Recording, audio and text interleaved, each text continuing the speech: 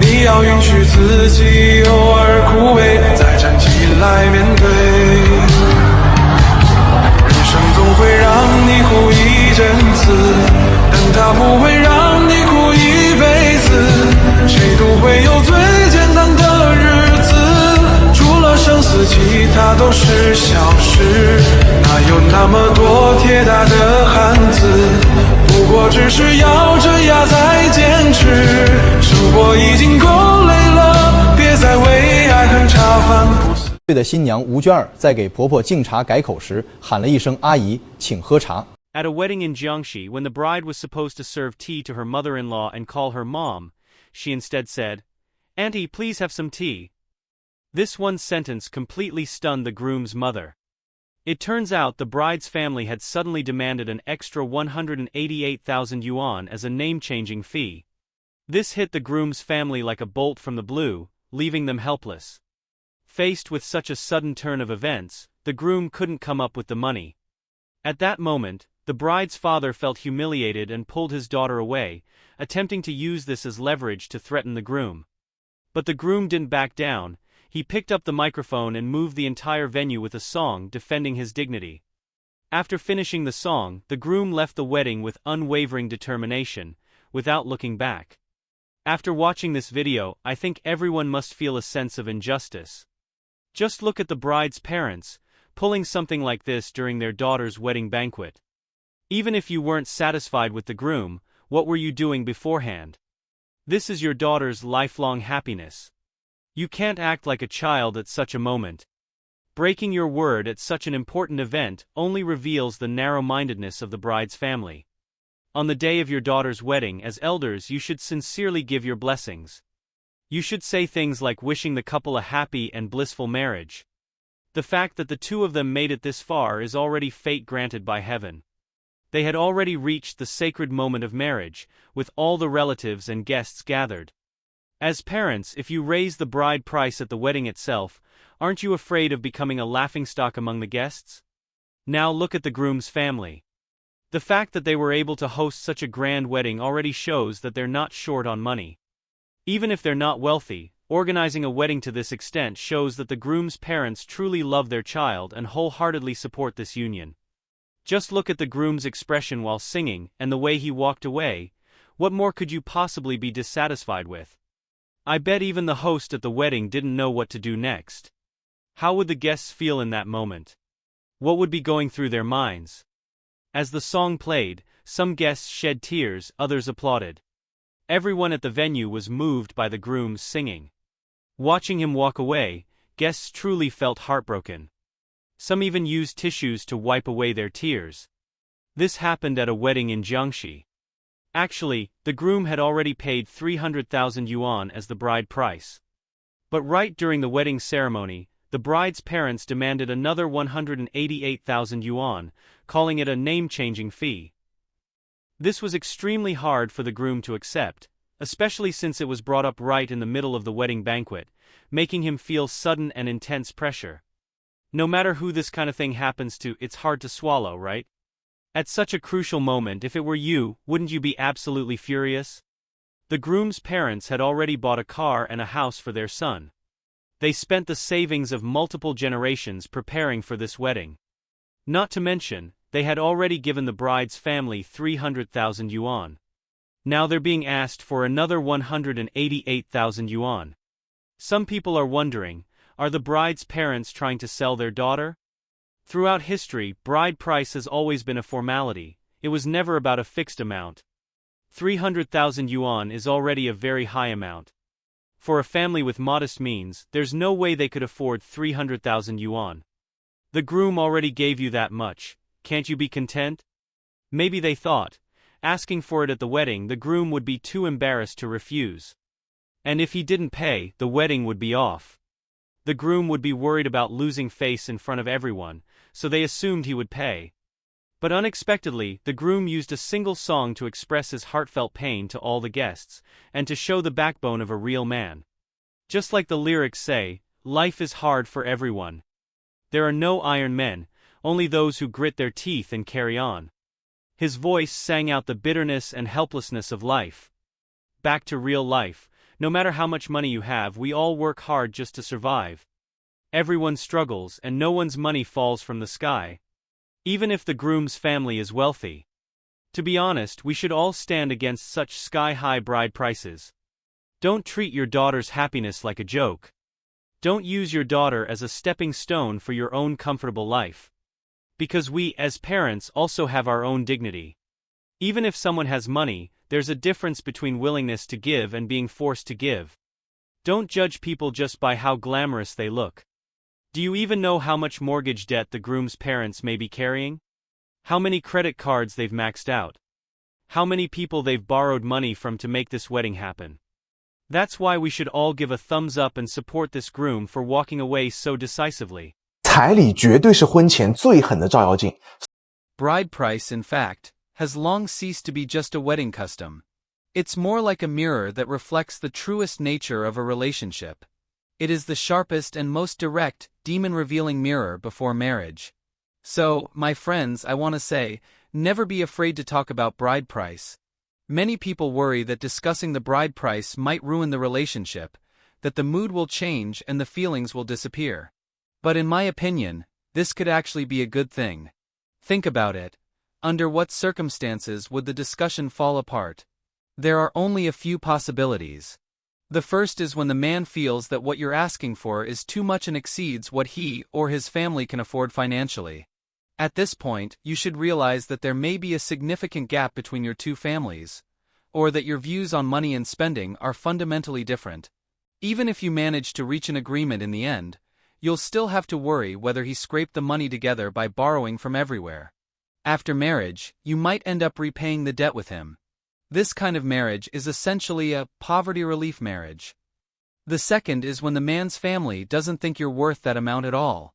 They lack respect and recognition for you from the beginning. If you lower your demands to make the marriage happen, they'll instead see you as cheap and easy to get. In the future, they might even turn these negotiation experiences into jokes and share them with their buddies over meals. The third is when they think you're too materialistic and don't understand love. They believe you only talk about money and not about feelings. In their eyes, the bride price is just a formality, something that will eventually return to your little family. They think you being so calculating makes you a typical gold digger, and might even say, "Who still asks for bride price these days? Isn't that just outdated feudal nonsense?" There's no shortage of such voices. But here comes the real issue. If you can't even reach a consensus on something as realistic as the bride price, how will you face the actual daily necessities of life after marriage? These surface-level disagreements essentially stem from at least one party loving themselves more than loving you. And once someone starts getting calculative, no matter how much bride price you ask for, it will always seem too much in their eyes. And no matter how much you give, it will always seem too little to them. So, none of us should feel ashamed for discussing the bride price. The bride price is the last deep probe into each other's values. Not just between two individuals, but also between two families. What truly breaks a relationship is not that number, but the attitude, manner, and bottom line shown by the other party and their family when facing the topic of bride price. So, why do so many couples have great relationships during dating, but end up parting ways right before marriage? It's precisely because you've finally touched the core of his interests. This is the final round of rational screening before marriage. If it's not a good match, then withdraw decisively and stop the loss in time. This might actually be the luckiest outcome for you. 现在徐州啊，开始按年龄给彩礼了，你们听说了没？ Have you heard? Right now in our area of Shuzhou, a new kind of bride price standard is becoming popular. It's based on the woman's age. Yes, it's really being priced according to age now. Just take yesterday as an example. A guy came to visit us. He was born in 1992, so he's 33 years old this year. This young man is quite impressive. He started his own business and opened a shop. The business is going fairly well, and you could say he has achieved some success. In Shuzhou, he's already bought his own house and car. Financially, he's doing pretty well. Among people his age, he definitely counts as one of the more outstanding ones. Then he said something that really left a deep impression on me. He believes that the bride price shouldn't be a flat rate, but should be priced according to the woman's age. Here's his exact standard. If the woman is under 25 years old, he's willing to offer 180,000 yuan. If the woman is between 25 and 30 years old, the bride price can be around 100,000 yuan. But if the woman is over 30, he'll only offer a maximum of 30,000 yuan. Can you guess how he explained this pricing system? He said it's just like buying luxury goods, in-season and out-of-season items naturally have different prices. The younger you are, the more valuable you are. As the age goes up, the price accordingly gets discounted. At first you might think he's being too realistic, but if you think about it more deeply, doesn't what he said kind of make sense? 我今年20多岁，我本人呢长得也是非常漂亮，仙女下凡，身材好的没话说。所以呀，我结婚彩礼呀，必须是要给我一个500万的，然后呢再加一个豪车，一辆私人飞机，再加一套别墅，而且呢必须要配得上我的颜值。你们说对不对？ Your conditions may seem pretty normal at first glance, but in reality, each one is a total bombshell. To put it bluntly, you're not here to find a husband. You're here like some representative from the fairy realm trying to stir up competition among mortals. You couldn't survive in the celestial world, so you've come down to us mere mortals instead? But thinking about it, it makes sense. All the fairies are stunningly beautiful, yet if we're being honest, your looks probably don't even rank that high. If things were going well for you in the celestial realm, who would want to descend to the human world? This just shows you're probably one of the outcasts even among immortals. Since you're a fairy looking for true love among mortals, maybe it's time to drop the high and mighty act. Don't keep thinking you're lowering yourself to be with us. Truth is, we mortals aren't fools anymore. Forget you, even if a real fairy came down, she wouldn't be allowed to demand millions in bride price. You've already been driven out of the celestial world and now you want to live in a villa down here? Where do you even get the confidence? A 5 million yuan bride price. What, are you marrying Zeus or something? Having dreams is fine. But being human means you can't just live in dreams, you've got to stay grounded. That princess attitude of yours is worth nothing in the face of reality. Please stop waving around your sickle and pretending to be cold and untouchable. The mortal world is brutally realistic. If you still can't see that, then maybe you're just not suited for this game. You refuse to lower your head, won't make any compromises, shooting too high, unwilling to settle. Eventually, all you're left with is a mess. Take this advice. Stop using I'm a fairy as your only bargaining chip. If you were truly all that, why isn't anyone fighting to be with you? Don't wait until you've pissed off every mortal and suddenly realize you're not even welcome back in the celestial realm. Recently, I saw a suggestion from a guy in Shandong about bride price, and I was deeply inspired. I'd like to share it with everyone. I can give the 280,000 yuan bride price, but you must sign a contract with me. This contract is exactly what the guy said. It turns out this guy met a girl through a family introduction, and the two had been dating for over a year. Now it's time to talk about marriage. At this point, the girl directly asked the guy for a bride price of 280,000 yuan.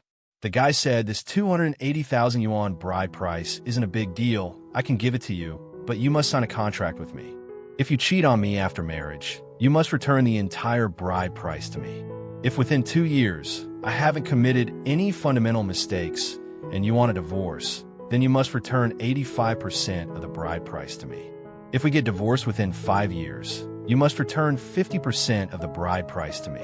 If we've been married for 10 years, and you still want a divorce, then I won't ask for the bride price back. If I cheat on you or make a serious mistake, you can file for divorce at any time, and I'll give you the full bride price. On top of that, I'll give you an additional 100,000 yuan as compensation. If you don't agree to the above conditions, then I won't give the bride price. Do you think this contract is reasonable? Leave a comment and share your thoughts. Do you support this kind of approach? If you like this video, please like and subscribe to our channel for more content like this. See you in the next video.